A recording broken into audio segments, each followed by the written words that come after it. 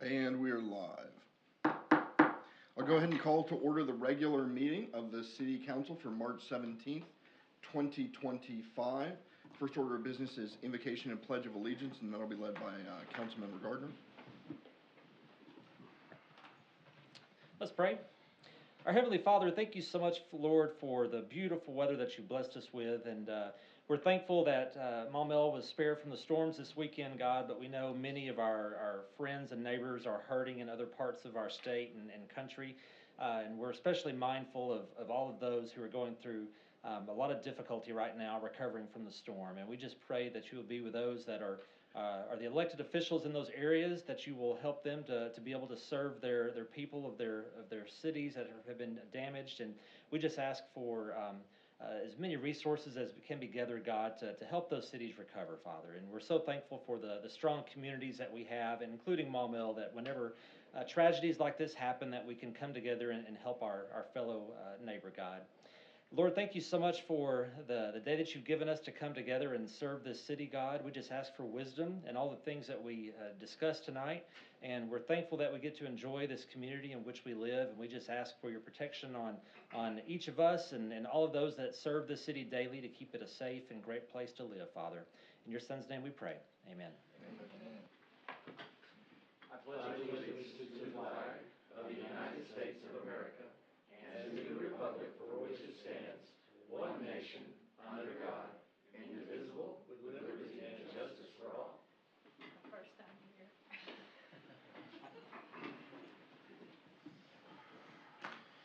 Thank you, sir. Next item is special guests and announcements. I do have an announcement, and that tonight is State of the City night. So very quickly, text all your family members and let them know you won't be home in 20 minutes like you promised them.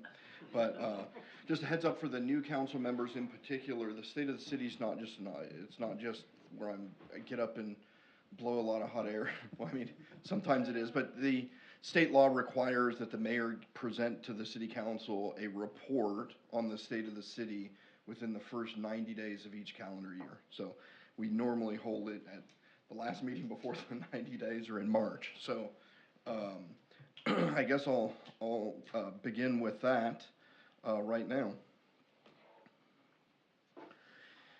So good evening, council members, Madam City Clerk Treasurer, Mr. City Attorney, our incredible city staff, and citizens of Maumelle.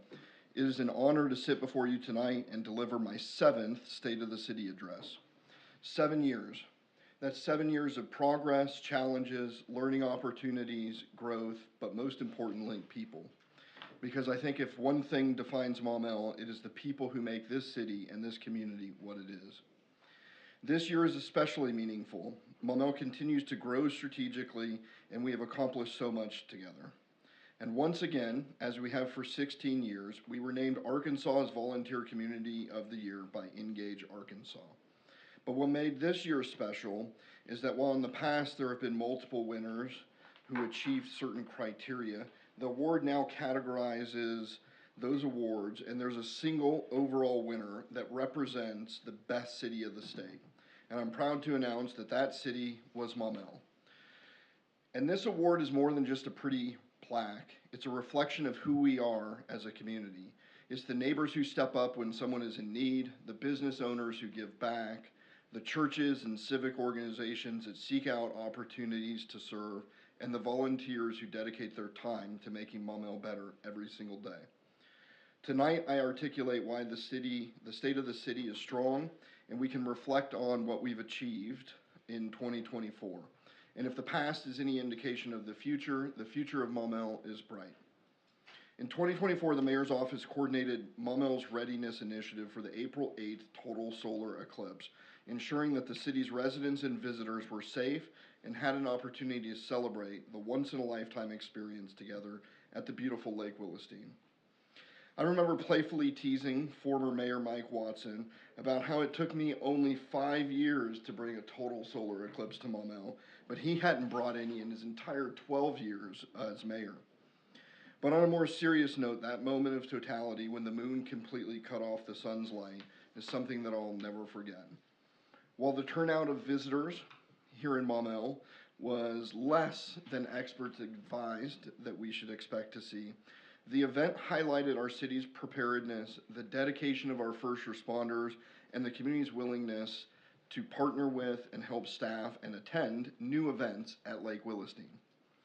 Aside from the great memories, perhaps the most lasting impact were the lessons that we learned and could apply in events like the one we co-sponsored with the Maumelle Area Chamber of Commerce, the Food Truck Festival, the first annual Food Truck Festival at Lake Willisteen.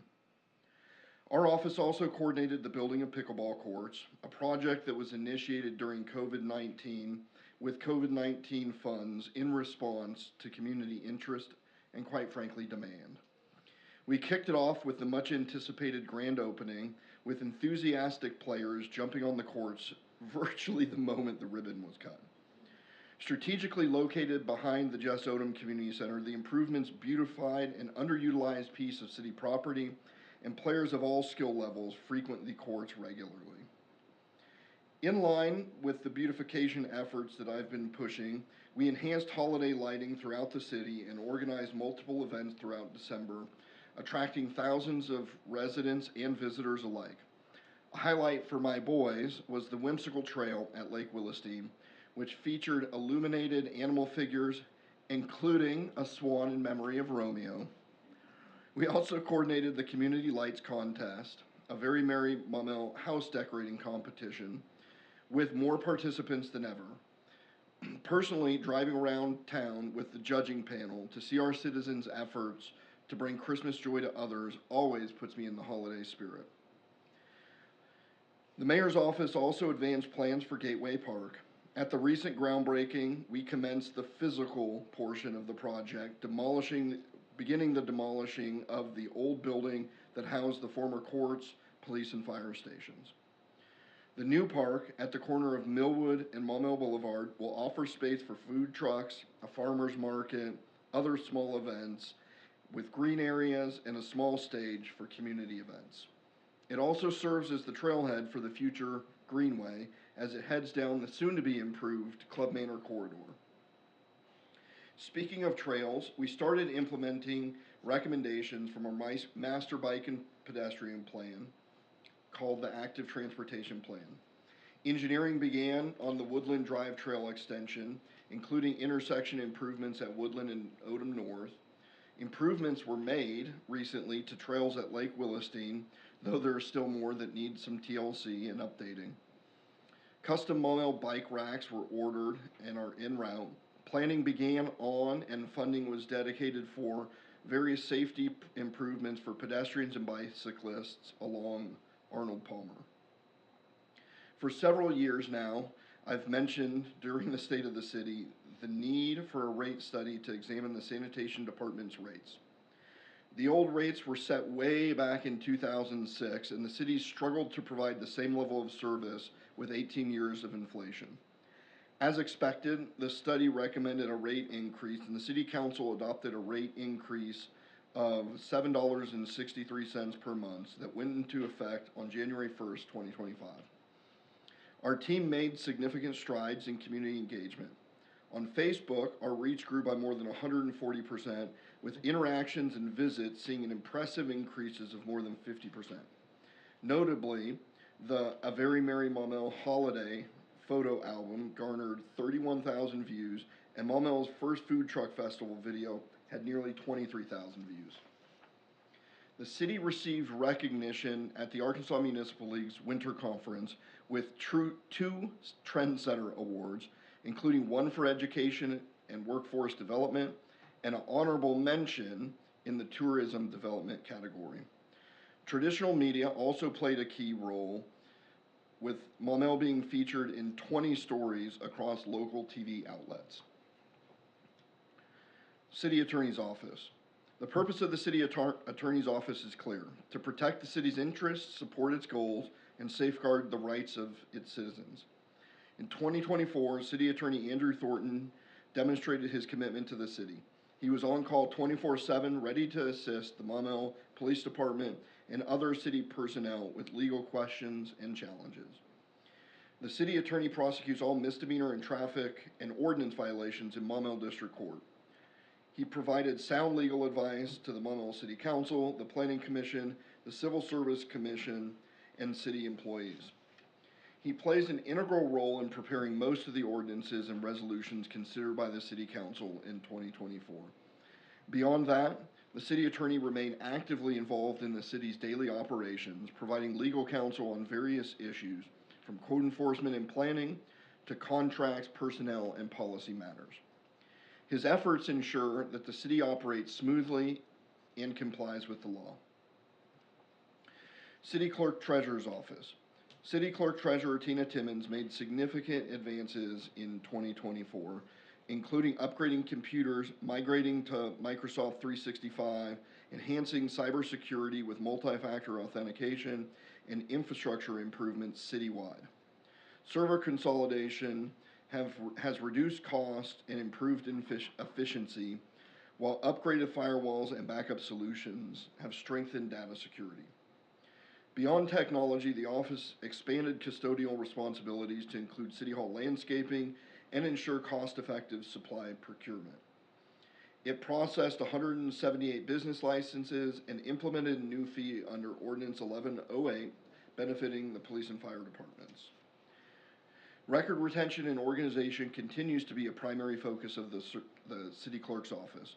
Hundreds of records were added to the archives via electronic storage. Research efforts will continue in order to keep up with the most efficient ways to protect and maintain electronic files. Looking ahead, the city clerk treasurer intends to bring more technology to the administrative offices and to help increase and maintain efficiency of services for our citizens. Maumelle District Court. Judge Rita Bailey presides over all criminal, traffic, and ordinance violations filed in Maumelle District Court, as well as civil and small claims cases.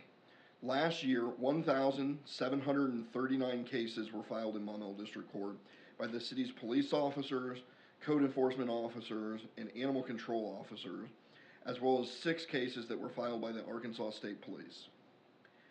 Misdemeanor cases are resolved in district court, but felony cases are passed on to Pulaski County Circuit Court. Judge Bailey also provided over 46 civil and small claims cases.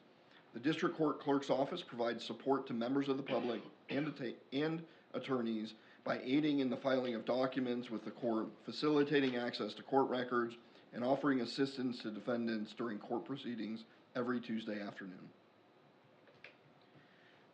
The Finance Department. The Finance Department, under Beatrice Sousa's leadership, saw positive strides in 2024. From a revenue standpoint, property tax collections were higher than in 2023, contributing to an overall revenue increase of $1.2 million above the year prior's levels. However, sales taxes came in slightly below expectations. On the expenditure side, all departments remained within their revised 2024 budgets.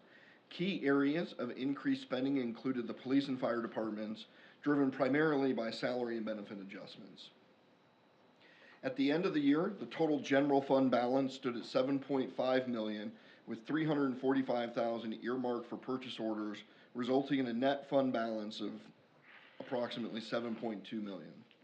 I'm proud to say that the city is completely caught up on audits and on pace to complete the 2024 audit and have it submitted to the City Council on time.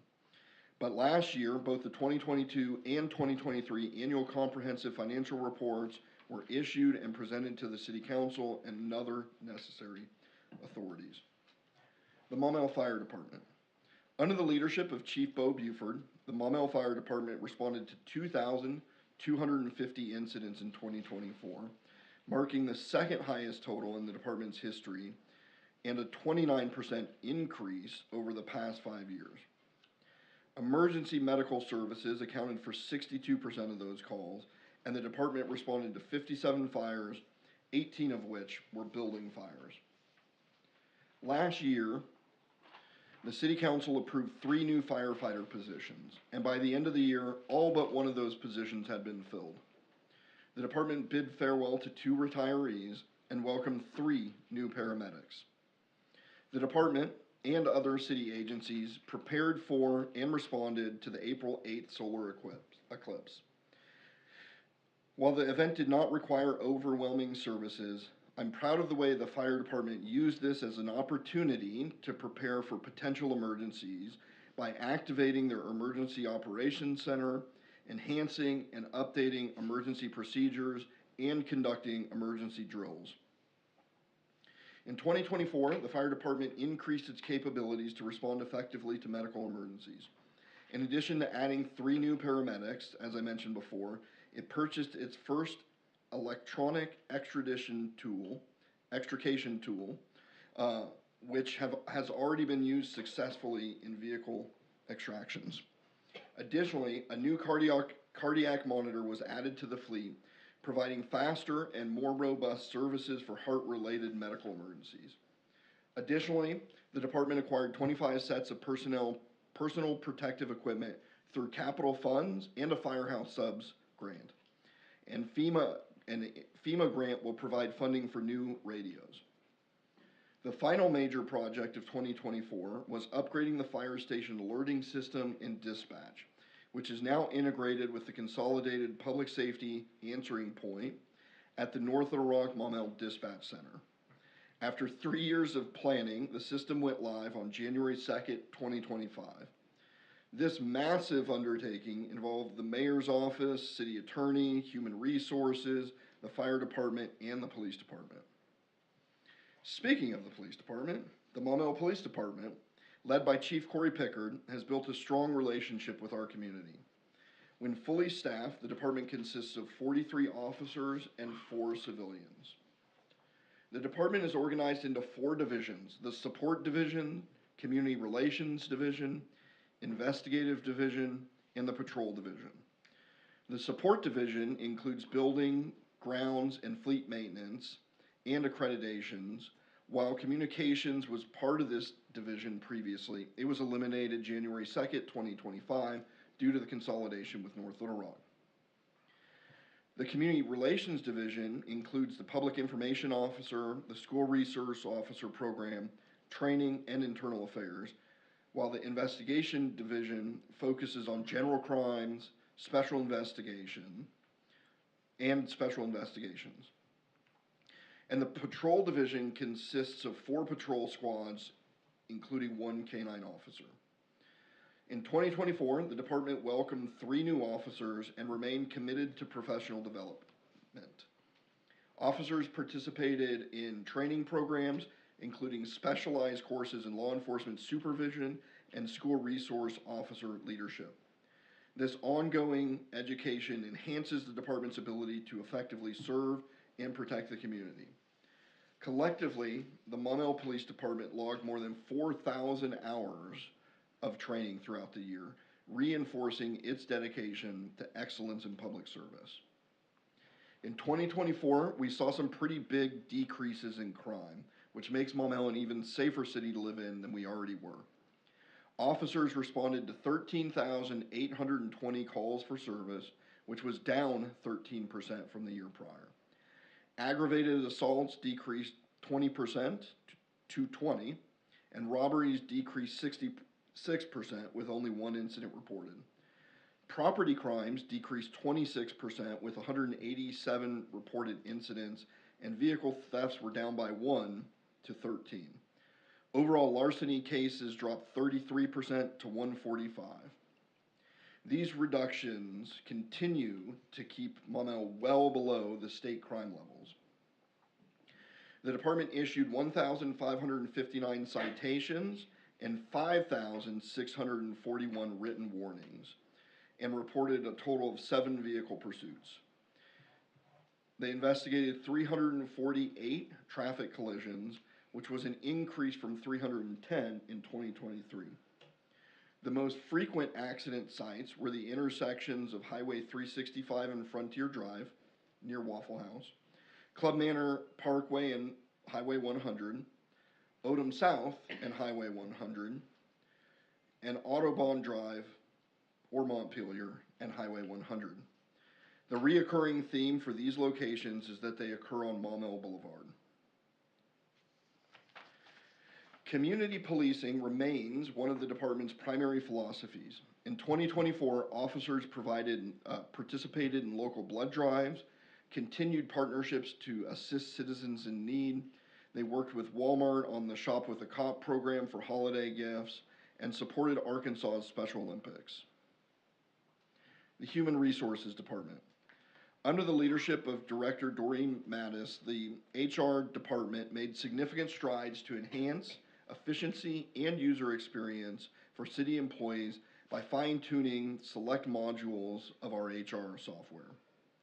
The HR department processed 538 non-uniform and 207 uniform applications and administered 61 written entry exams for the police and fire department. In total, 102 new full-time, part-time, and seasonal employees were onboarded throughout the year. The turnover rate for 2024 increased to 24% compared to 8% in 2023, with 35 voluntary separations and 17 involuntary. The HR department had great success in 2024 with its wellness initiative. 28 employees participated in 5 wellness programs, and 72 received wellness equipment and hydration supplies. The wellness program was funded by Cigna, our health insurance carrier, which helps us encourage our workforce's overall health and well-being. Planning and permits. In 2024, the Department of Planning and Permits, led by Scott Grummer, made significant strides in managing growth, ensuring compliance, and maintaining the integrity of our city's development. The department processed 2 rezonings and 5 conditional use permits, ensuring responsible land use and development. 3 land use amendments were approved, covering nearly 400 acres citywide. Our subdivision activity remains strong with 16 submittals, including significant projects like Stony Mountain and the Reserve. Several key code amendments were enacted to improve site plan timeliness, commercial outdoor recreation regulations, and storm drainage requirements. The city issued 88 new residential construction permits, including townhomes with a median home size of 2,373 square feet and a median value of $460,000. Commercial growth remains steady with the opening of new businesses such as Take 5 Oil, Southern Hoe, Venue 10 Event Center, and First Service Bank. A total of 2,456 permits were issued across residential, commercial, and industrial sectors, generating more than $546,000 in revenue. Our code enforcement division was also active, issuing over 730 notices of violation, overseeing 1,600 roofing permits, and overseeing. Common violations include unpermitted work, high grass, and illegal boat trailer parking. The department addressed 750 code violations, ensuring neighborhood safety and compliance. Senior Services. Under Director Nicole Vogler, the Department of Senior Services had a record-breaking year in 2024. More than 1,750 members logged almost 93,000 visits to the Center on the Lake.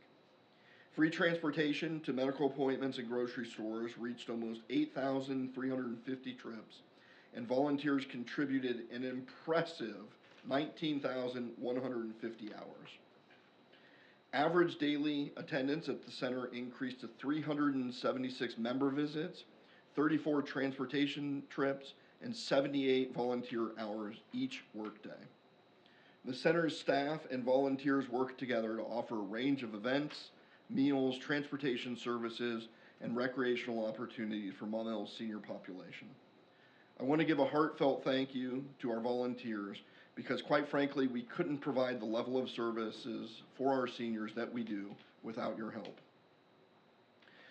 The senior services staff improved communication through social media, text messages, emails, flyers, and bi-monthly newsletters.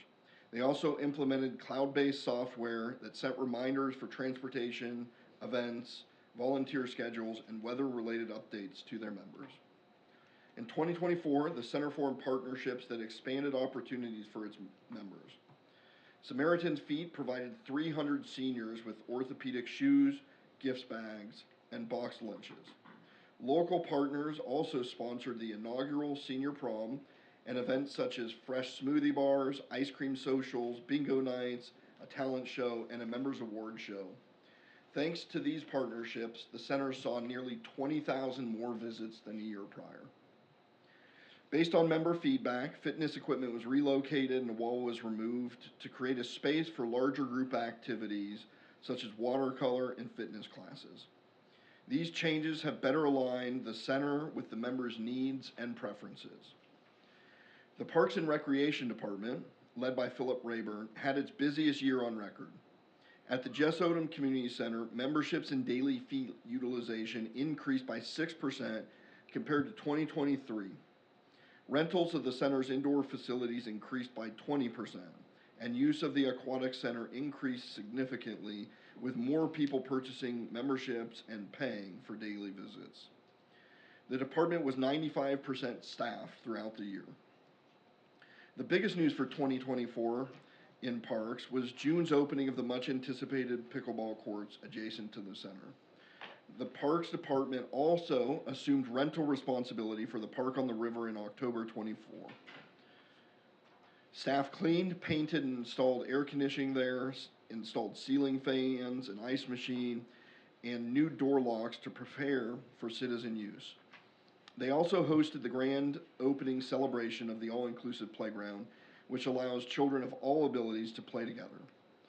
Park staff continued to do what they do best. All of the youth summer camps operated at full capacity, and the Maumelle Marlins swim team had another successful year. We had the biggest holiday parade that we've had in a long time, with about 40 entries. The Maumelle Youth Council generated proceeds from the sales of Halloween Haunted House and their Mum fundraiser. But somewhere between 500 and 600 kids hunted for eggs across the 3 soccer fields at the city's annual Easter egg hunt. And 2 youth councils students visited D.C., where they had an opportunity to meet Arkansas politicians, and I had a chance to have dinner with them. The Daddy-Daughter Valentine Dance and Mother-Son Superhero Dance were big hits as usual. Parks also held fishing derbies, youth and adult basketball leagues, summer camps, the puppy pool party, and water aerobics and swim lessons. Of course, Parks helped with the Maumelle now famous annual Fourth Fest fireworks celebration, the Christmas in the Park, and the tree lighting ceremony. They also hosted popular events like the River Cities Dragon Boat Festival at Lake Willistine, which benefits the Children's Protection Center. My office even put together a team, and all I can say about that is we did not win. The Lake Willistine Pavilion saw a steady rental utilization throughout the warmer weather months. At least one, and sometimes several events are facilitated each weekend at the pavilion. 3 baseball and 6 softball tournaments were hosted at our 2 complexes, and the baseball fields were seeded with new ryegrass to have a greener playing surface for the opening of the 2025 season.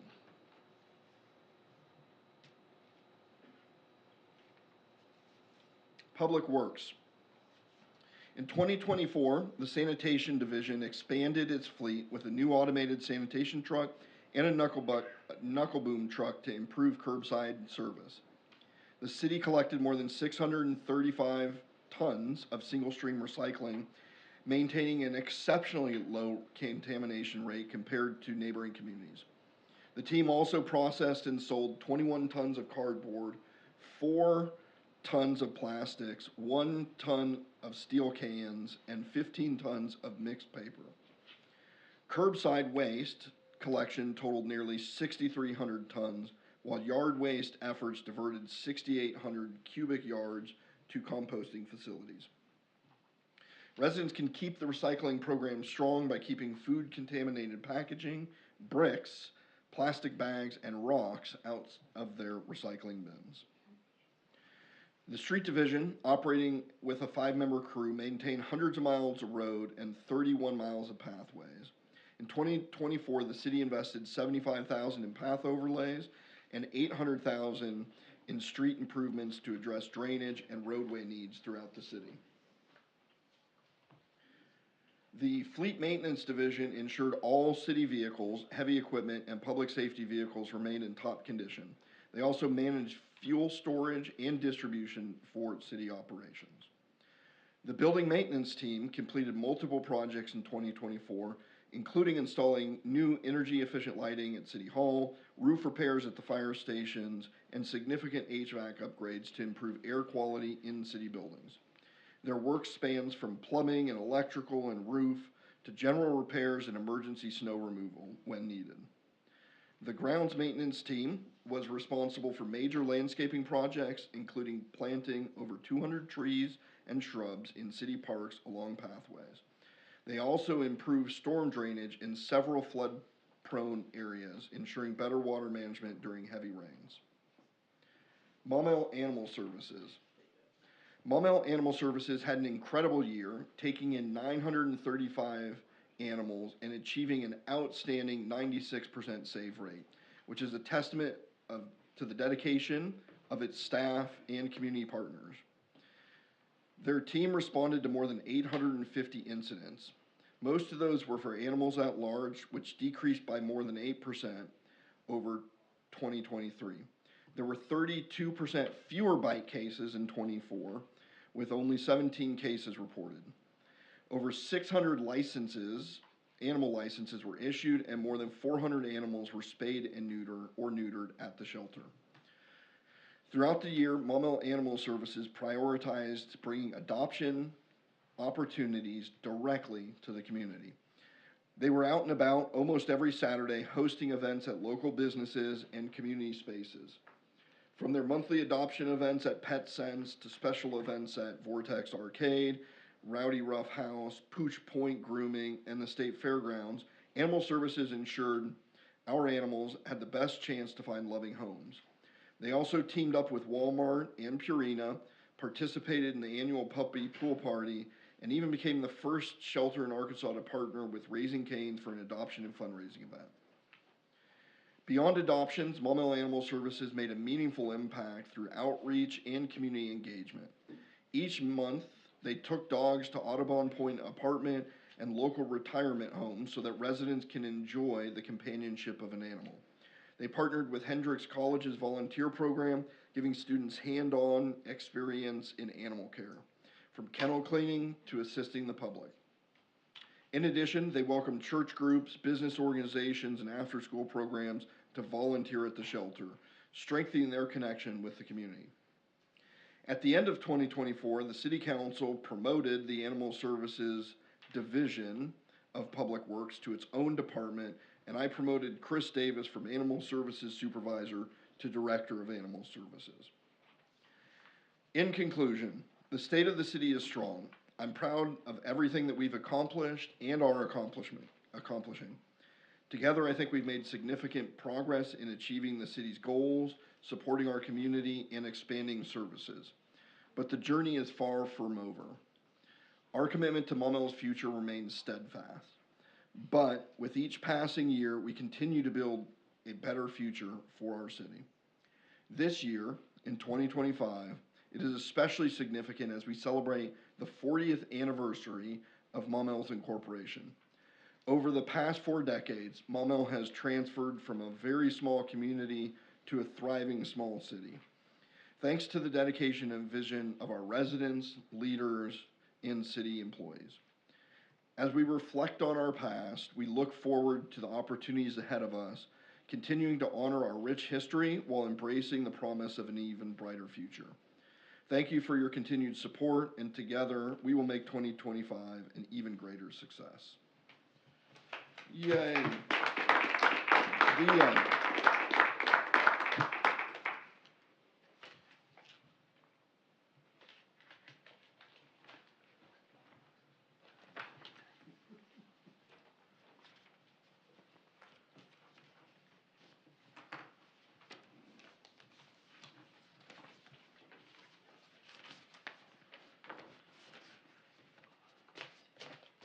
If that felt long, that was by far my shortest stay in the city. Thanks, Dad. Yeah, now the applause kicks in. Okay, let's see where we are. The next item is the approval of the minutes for the March 3rd meeting. Second.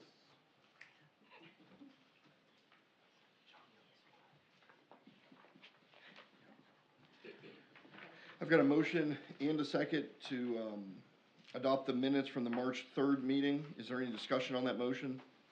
Seeing none, all those in favor signify by saying yes. Yes. All opposed, no. Motion carries.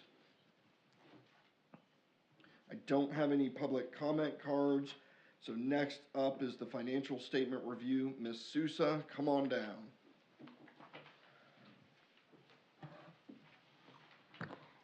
Good evening, everybody. I gave you some comments as of February 2025, and I also highlighted some items in order we can just talk about the important variances here. So on tax collections, they commenced in February 25 already. So we are aligning with monthly budget expectations. We have notable variances compared with 2024. Basically are the franchise fees, because Summit's January 2025 fees for $65,000 were delayed, and we received it until March 2025. In the police and fire fund transfers, the revenues in the last year reflect 2 months, and we just have transfer allocations for 1 month in 2025.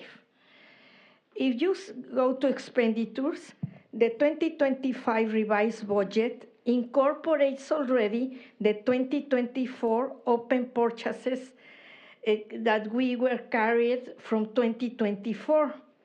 So this adjustment results in projected expenditures exceeding revenues for $2.8 million. It is in the column that says revised budget at the end. In operational transfer, well, we have significant one-time expenditures as of February 2025. There was an operational transfer of $1.1 million from Fund 101 to the Fund 113 for the fire engine number 2 replacement. We already gave an advance in March for 50% of the value of that engine. We also have legal settlement for $73,000 because the payment was finalized. We also have annual payments completed in February that it will be just one time during the year, as insurance premiums, the software licenses for the payroll with UKG, with accounting with OpenGov, and the IT annual licenses with Pinnacle. Also, in capital expenditures, we have just initial payments for minor capital expenses have been made. So major purchases are projected to require a 6-month delivery time, more or less. So you will see the capital expenditures later on the year. If we go to page 2, you have the balance sheet where you can see the total fund balance. The total fund balance as of February 2025 is $5.4 million. We already have committed funds for $719,000, and those are tied to purchase orders that we will pay this year. So we just have a net fund balance of $4.6 million. Remember that we have a fund requirement that we have to keep 20% of the operational budget, that is $21.1 million. So we have to have $4.2 million. So the current unassigned funds exceeds the requirement is just by $400,000. I wanted to do something different here. If you see, I put the 3 years that we have been working together on this, in order you see how the fund balance is changing. Why? Because we have been doing projects, very important projects, as the mayor commented, since 2023. So now we just need to be careful on expenditures, being sure that we keep on budget, or we get grants to get another projects. By the way, the grants are suspended by the government for 90 days. and we don't know what will happen. In the page number 3, we have the fund 102 for a street fund. So also the tax collections began in February 25 and is consistent with monthly budget averages. We also have additional sources like a donation for 11,000 and insurance reimbursement for 14,000 in the senior department services that we will use for a vehicle. In this department, I didn't mention here, but if you notice in the revised budget, we already consider the open budget transfers, the open purchase orders that we have as of 24, I already included in 25, okay? So in the expenditures, the 2025, yes, I put it here. The 2025 revised budget includes the 24 open purchases. So at the end of the year, we are expecting the expenditures exceed revenues for $1.1 million. The regular salary and service cost increases are reflected in the street fund. In the capital expenditures, we don't have equipment or material deliveries for February 2025, and payments are expected by July 25. In the balance sheet for the street fund, we have a total fund balance for $3.8 million. We have designated funds for 976, so we have a net fund balance for 2.8 million here. In the next page, you have the sanitation fund with the good news that regular collections began in February 2025 with additional revenue generated from service rate adjustments. I also want to comment that in February, we didn't get the 50% exactly of increase, but we did it in March already. I checked for you, so just to be sure that we are in sync how much was the increase. In the expenditure side, we have primary expenditures for February 2025 include the regular and salary service increases and annual insurance premium payments. In the balance sheet here, we have a total fund balance for $640,000. We already have committed funds for $346,000 that, if you remember, is for the trucks that we need to pay when they are delivered. So we also have payables for $253,000 that are comprised for $100,000 for the fund number 1 that we requested a loan, and we have vacation and sick time payables $153,000. So the cash balance in this fund is still low, is $51,000, but may represent operational challenges just in the initial months, and improved cash flow is anticipated due to the recent service rate increase. So we should see an improvement little by little. In the next page, you have your fund balance. We have the fund balance that is for informational purposes only for the police and fire fund. The sales and tax collections began in February 2025. And the expenditures, they currently exceed revenues, reflecting 2 months of transfer allocations for police and fire department. We have some financial updates. In 2024, the audit commenced on March 10th. We have the auditors 2 weeks, followed by testing and compliance reviews in their office. And the audit conclusion is anticipated by July 2025. So we will be catch up on all of this. So that's all what I have, Mayor and City Council. Thank you. Are there any questions or comments from the council? If not, I'd entertain a motion to accept the financials. So moved. Second. I've got a motion, second. All in favor, signify by saying yes. Yes. All opposed, no. Motion carries. Thank you. Thank you, ma'am. The next order of business is the procedural motion. At this time, I'd entertain a motion to have all ordinances and resolutions read by title only. So moved. Second. Got a motion and a second. All those in favor signify by saying yes. Yes. All opposed, no. Motion carries. We have no unfinished business, so we'll move on to new business. The first item of new business is Resolution 2025-10, approving a conditional use permit. Madam City Clerk, if you could please read that by title only.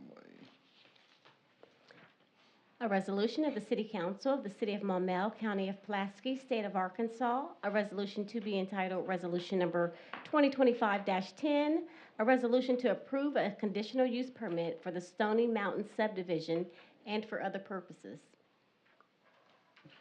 All right, Jason, if you could come on down and just give us a brief overview of what this is. Feel free to move the stool. Thank you. Yes, Council, this is essentially it's an amendment of a previously approved conditional use permit from last year, Resolution 2024-09. The main change is we are removing the comment number one, which was the requirement of a 12-month annexation into the city. Due to unforeseen issues, they have not been able to get the annexation underway at this point. So that's been recommended to be removed. And then a city attorney added a section that this conditional use will not take effect until the annexation is fulfilled. Thank you, sir. Councilmember Gardner?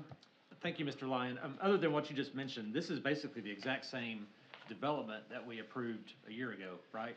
Correct, nothing has changed. So it's the same thing, okay. Correct. All right, very good, thank you. Any additional discussion?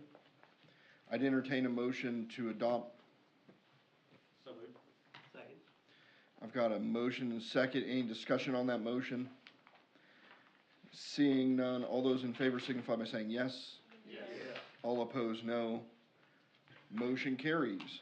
Next item of business is Resolution 2025-11, approving a conditional use permit. Madam City Clerk, if you could please read that by title only. A resolution of the City Council of the City of Maumelle, County of Pulaski, State of Arkansas, a resolution to be entitled Resolution Number 2025-11, a resolution to approve a conditional use permit for use store at 101 Commerce Drive and for other purposes. Jason, could you give us an overview on this? Yeah, this one is, to be honest, is more of a procedural conditional use permit. This is the used store that's on the corner of the old Kroger. The old Kroger expanded in 2019. However, in 2021, what we call the Pfeiffer property in Maumelle Village was rezoned from C3 to PRD. By ordinance, any modification of a mini storage, mini warehouse that abuts a residential zoning district requires a conditional use. They came to the Planning Commission.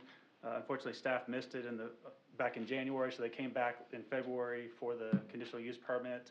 Their site plan, landscape plan, and commercial building design were approved at the last Planning Commission meeting, and we had no extra conditions put on this other than just allow a mini storage and a C3 abutting residential. Thank you, sir. Any questions or comments from the council? If not, I'd entertain a motion to adopt. So moved. I've got a motion and a second. Any discussion on that motion? Seeing none, all those in favor, please signify by saying yes. Yes. Yes. All opposed, no. Motion carries. Pretty light business agenda. So that concludes new business. We'll move on to mayor's comments. I just want to say that the DC trip went pretty well.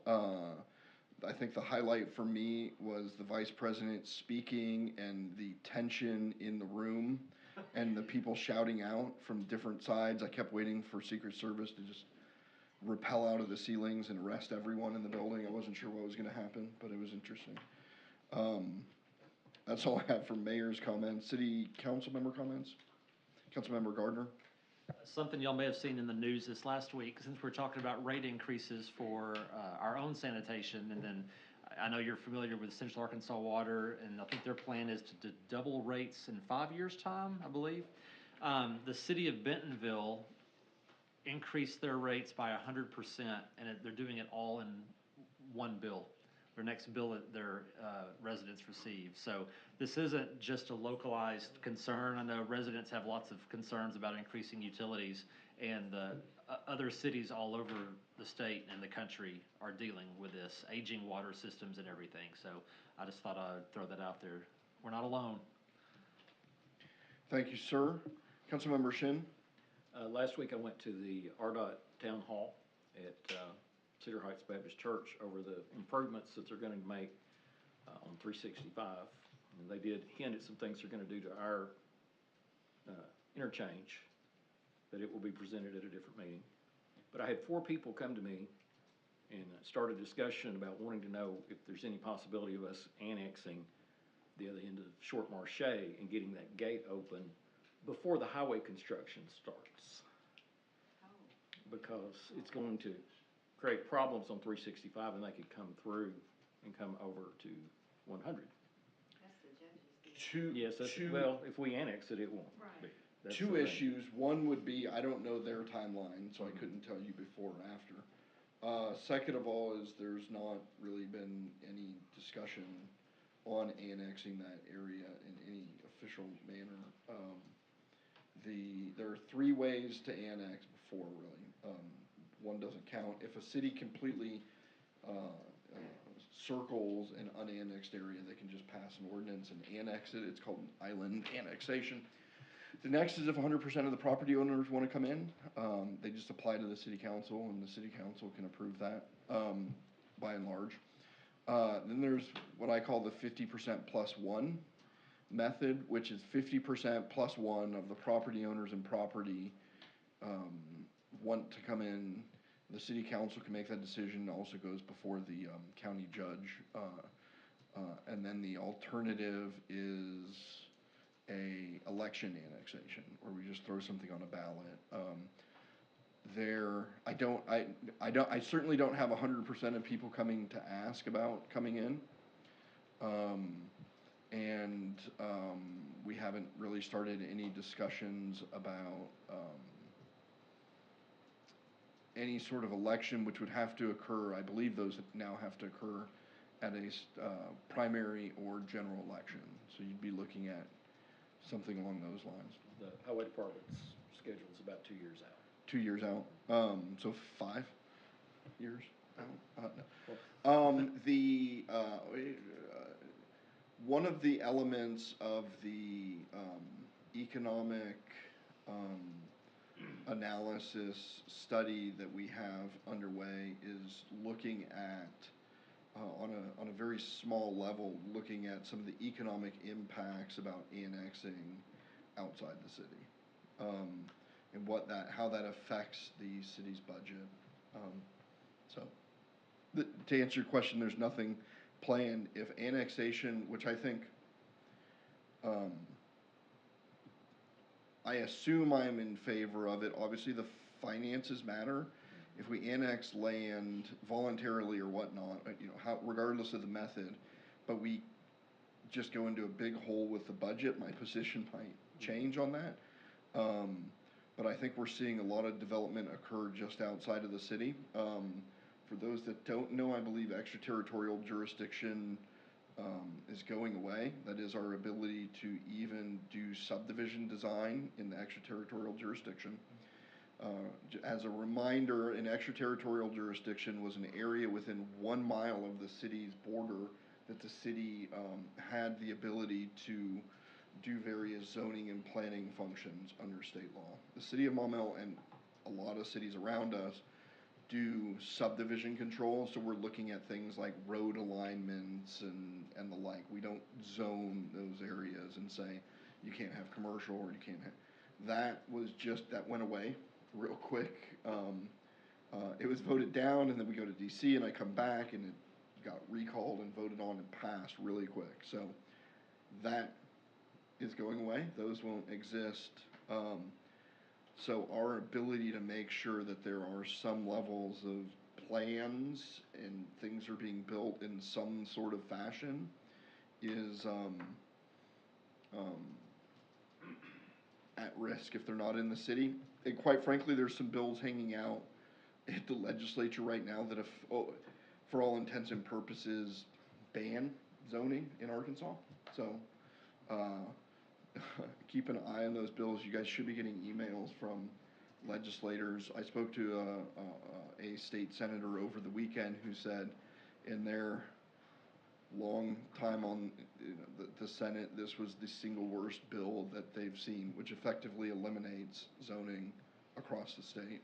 So if you haven't seen those emails, there's some pretty big bills out in the legislature. Cities have been very much, it has been a rough legislative session for cities, as it appears as though the state legislature is wanting to strip more power and authorities away from city and leave it in state control. So, things to keep an eye out for. Councilmember Booker. Yes, thank you, Mayor. I was just gonna say the Arkansas Minority Health Commission, the mobile unit, was out again Saturday had a successful health fair. And I was just gonna say they were very complimentary of the citizens, and everybody who participated was very nice, and they had a lot more screenings than we did the first time. So it's going good for the city. Thank you, sir. Any additional council member comments? City attorney comments? City clerk comments? No. I'd entertain a motion to adjourn. I've got a motion to adjourn. And a second. Any discussion on that motion? All those in favor, please signify by saying yes. Yes. All opposed, no. Motion carries. We are